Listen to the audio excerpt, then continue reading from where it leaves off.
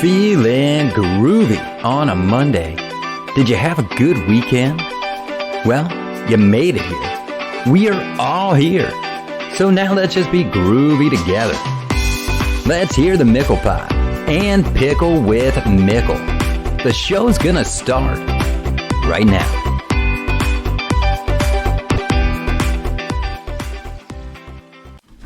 If you like pina coladas, dun, dun, National Kitten Day, dun, dun, dun, dun, dun. Clear who's in town criers, dun, then today is your day, dun, dun, dun, dun. Global energy independence, oh yeah, another day to celebrate. All right, that sounded better in my head. You know when that happens, you just got something, you gotta go with it. Welcome to the show on a Monday.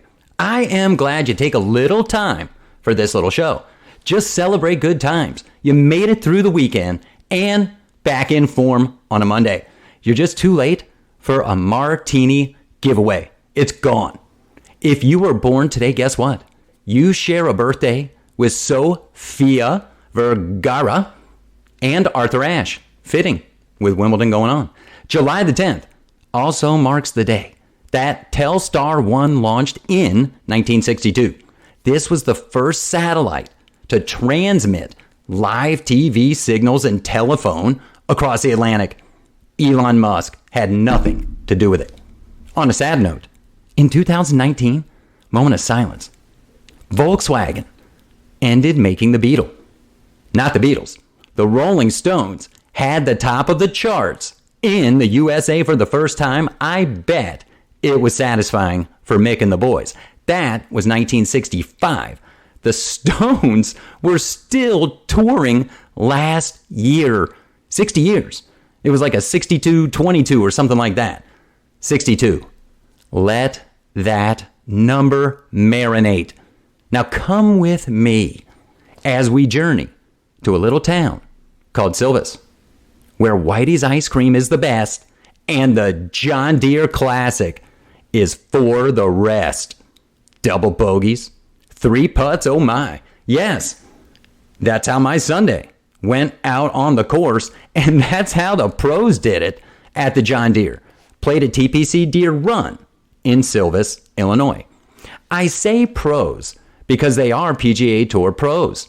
Though 3 prominent players, 1 John Deere champion, were already across the pond enjoying breakfast at Wimbledon ahead of this week's Scottish Open and next week's Open Championship. Wimbledon, well, it's Wimbledon. I get it. You dress to the nines, strawberries and cream. It's posh.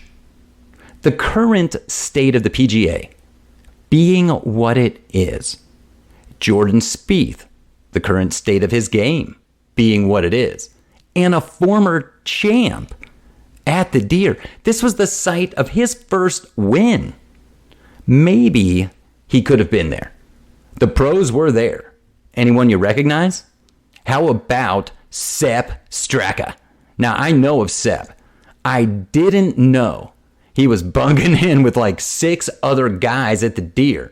How about a Netflix special on just that week and their little Airbnb deal? Straka got the win. Congrats to Sepp. He fired a final round 62, equaling his career best. Congrats again. He said he wasn't even thinking about it during the moment. He was focused on getting the win. He has plenty of time to think about that double on 18 now that he is a champion and the 59 that got away. 11 under on his round, standing on 15T, plus 2 down the stretch. Now, I don't know that I've had 11 birdies in 11 months. It's a great win for Sepp. And how would that momentum carry over for him at the Open Championship? I think we will wait and see. I'll wait and see how Ricky, Jordan, and JT play this week at the Scottish Open. This is the big tune-up. This is going to have the field. This has produced jug holders in the past. I mean, you have to expect a solid field here. Defending champ, Xander Schauffele. Say what you want to say. Smith, Leishman, Reed, Oosthuizen, DJ, Tringali, Stenson, Perez, Koepka, DeChambeau. That's your leaderboard from the 54 Tour event at Centurion Club in London, won by Cam Smith, who I say can ride that momentum into the Open Championship, his jug defense, in 2 weeks. It wasn't too long ago that I said I'll take the runner-up at the Genesis Scottish Open at the Renaissance Club to win the Open Championship at Royal Liverpool. I'm sticking to it. Let's stick around for some more golf right after this little break. The Mickle Pod and Pickle with Mickle can be heard twice weekly, Mondays and Fridays, sometimes with an interview in between. Anywhere in the Podverse, Spotify, iHeart, Apple Podcast, you pick the app. I appreciate your support, and I support your movement.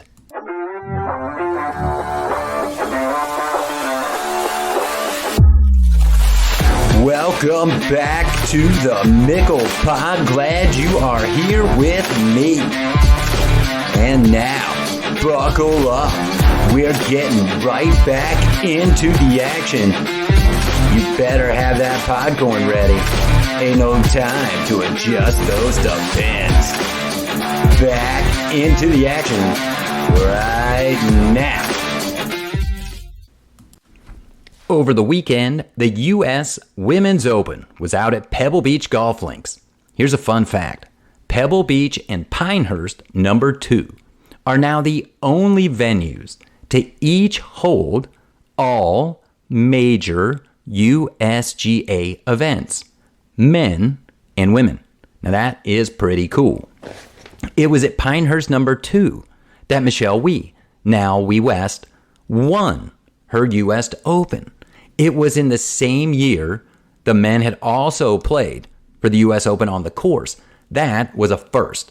Michelle Wie West burst onto the golf scene, the sports scene, when she was just 10 years old. Her list of accomplishments for golf and women in sports, a lot greater than her 5 LPGA wins, which includes her U.S. Open. You know what? She played in 6 PGA Tour events. Just as significant, playing with Wie, Annika Sorenstam, arguably the best women's golfer of all time. Hey, Sep, ask Annika what 59 feels like. She knows. Annika was there to play in one final major, the first U.S. Women's Open at Pebble, herself a 3-time U.S. Open champion. That fanfare was Friday. Heading into the weekend, what shocked me was not that I hit my irons about the same as the ladies, that I knew and that I can handle. It was all the attention throughout the week being paid to Rose Zhang. I know she's the new one to watch. Yes, she finished the top 10, yet, the action was elsewhere on the course. A pair of 69s bookended the week at Pebble for Allisen Corpuz, now a major champion. A U.S. Open champion. Her story, not much unlike Wie's, from when she started in the game coming from Hawaii. Do yourself a favor. Learn a little bit about Allisen Corpuz. She played well. A 6 under 66 charge from Charlie Hull wasn't enough on Sunday. Congratulations once again to Allisen Corpuz. She wins the U.S. Women's Open at Pebble Beach. Fight on, Allisen. From the grass on the course, to the grass on the court, to the court with the fastest growing sport, you better buckle up. It's across the pond we go. Manners maketh the man. That shaggy beard, it won't do. Now I'll see y'all right over there, right after this. It's always beard season. Beard up with Valhalla Beard and Body. The finest handcrafted balms and soaps. You'll love how that beard looks, how you feel. And hey guys, she'll notice too. Use promo code MIC15 at Valhalla Beard and Body.com. Over here at Wimbledon, number 1 seed Carlos Alcaraz, he's got a nice little chin beard. He is in action today against feisty Italian Matteo Berrettino.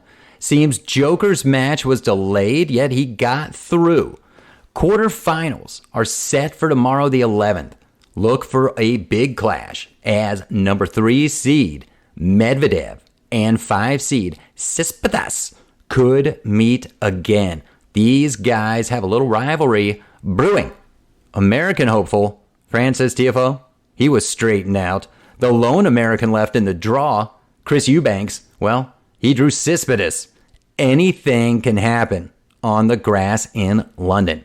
On the women's side, Jessica Pegula's run continues. She has made the quarterfinals, as has number 1 seed Iga Swiatek. The bottom half of the draw has number 2 and 3 seeds still alive. The 3rd seed being defending champion Elena Rybakina and Madison Keys. Can she unlock another win and get into the quarters? All the pomp and circumstance of this great tournament building to championship weekend. You know what they're building? Pickleball places everywhere. Are there pickleball courts at the hallowed grounds of Wimbledon? We're leaving the court, yet staying on the court. We're getting some solid frequent flyer miles here. We're going back to the Mile High City. Before we land, have you ever dared to be different? Go to MavericksPickleball.com. Check out the Havik series. You won't be sorry. You'll be a Maverick. Swing different. MavericksPickleball.com. Now, hey, the seatbelt sign is on. Buckle up. Here's an announcement. The dinking, smashing, third shot dropping, got pickleball fever, and it's not stopping. It's pickle and maker. Pickle and maker. Pickle and maker, all right. Oh snap! The PPA Tour is in Denver this weekend. The Gates Tennis Center, to be exact, for the Oh Snap Pickling Company Denver Open, presented by Vizzy.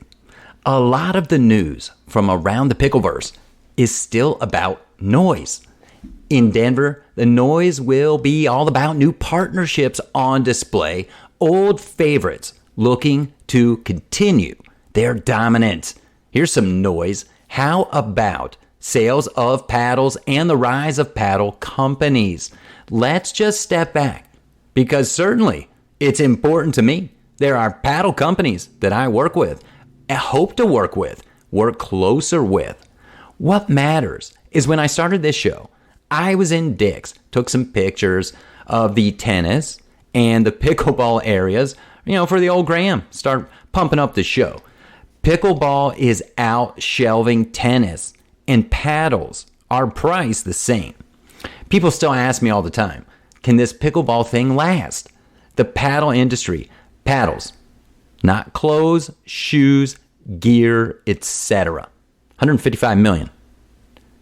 MLP teams are being valued, allegedly, at $10 million now. Yet, the sport, and it's a sport, is still trying to find its footing. You've got competing tours, different scoring systems, adjusting to popularity while trying to maintain some integrity. That's more of the noise. How the fans act, the players. Then it's just the noise. People don't like us pickling at 10 o'clock at night, I guess, or 0600. But hey, we are going to play, and they will be playing this week in Denver. Did you happen to see Anna Lee Whiplash Waters throw out that first pitch? You need to check it out. I mean, we're going to dink you next time. I'll have a full recap from Denver, perhaps an interview toiler. It's pickle with Mickle. Pickle with Mickle. It's pickle with Mickle. All right.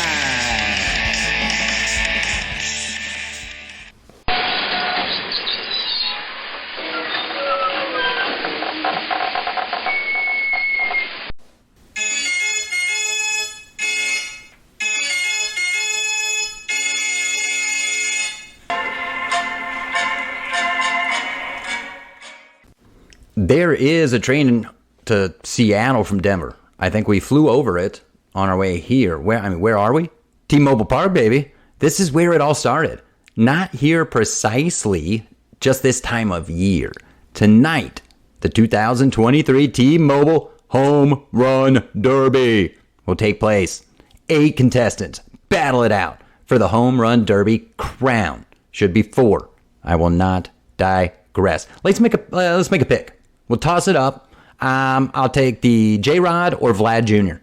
Now take me out of the ballpark. We have somewhere special to go.